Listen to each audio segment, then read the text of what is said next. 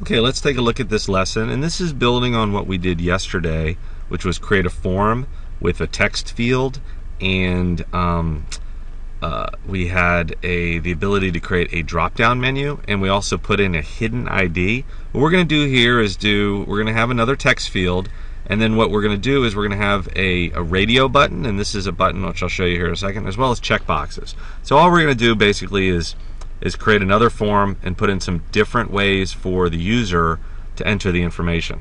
So first off, let's take a look at our sample code and see what this is going to look like. Click on sample code, and let's see what it's going to look like. So we're going to have a first name. We're going to have the ability to do one of these. It's called a radio button, where you can do yes, no. This is something where you can only select one of the options. It doesn't have to just be two options. It could be multiple options, but when you select one, it deselects the others. And then we have what's called a checkbox, and you could do as many of these as you want. Okay? So let me put in my name, and I'll say movies, and I'll click go, and I'm going to get this result. It tells me that I did it right. I had the right code, and then it gives me my answers. Okay? So let's go back to sample code, and let's get started with this. So I click edit.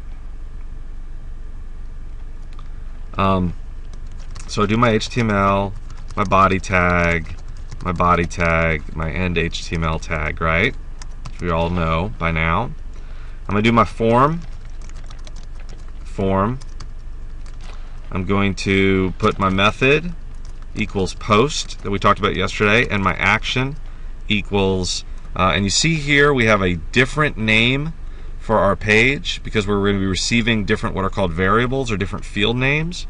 So I copy that from this side, and I'm going to just copy that so that I don't make any mistakes. And then I'm going to put in my input, my submit button, just so that I don't forget it here at the end. So input type submit, and value equals, I'll just change this, submit choices, just to show you that that will work.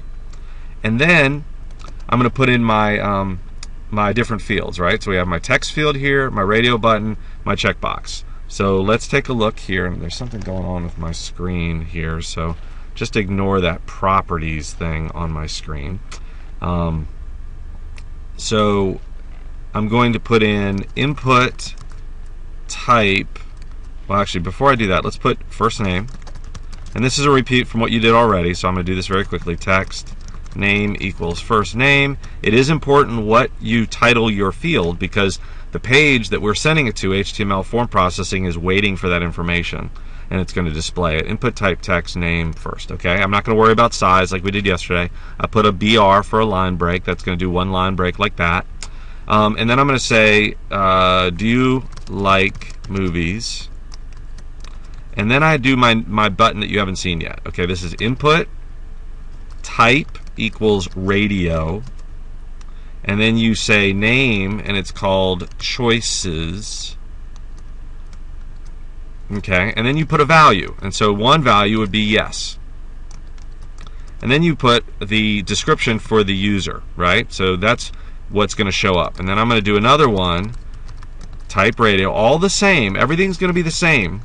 Choices, except the value is going to be different, and in this situation I want the value to be no, and I can let the user have that value selected just like we did in the previous thing with the drop down menu. Remember how we could select one of the drop down menu options? So I'm going to do here value, and I'm going to say checked, and that means that this no is going to be checked. I'll save work and show web page, and you can see there it's already checked. Alright, so click edit.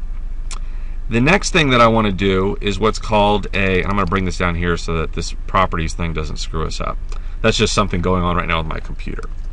So what we're going to do now is a checkbox. So what are your favorite movies?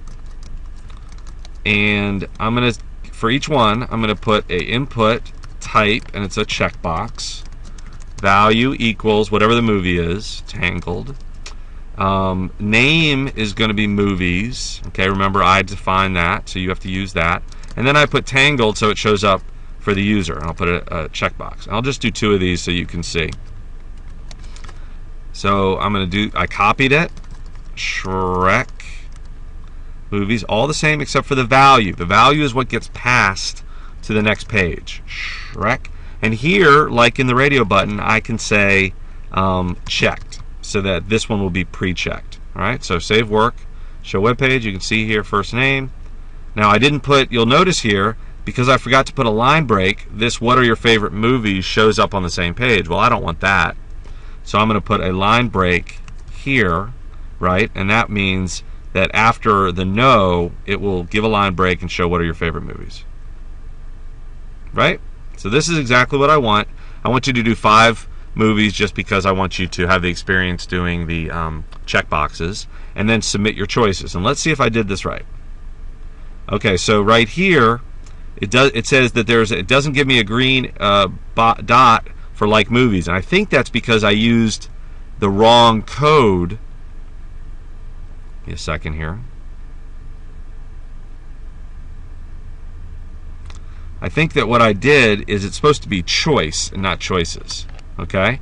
So let's see if that's right. Choice, not choices. Click Save Work, Show Web Page, Submit Choice. There it is. So this is where, this is your first, probably your first, but it's an example of debugging code and figuring out what's going wrong. All right? So once you're done with that, click Final and move forward. But make sure that you get these 3 dots so you can see this stuff in the screen. Okay?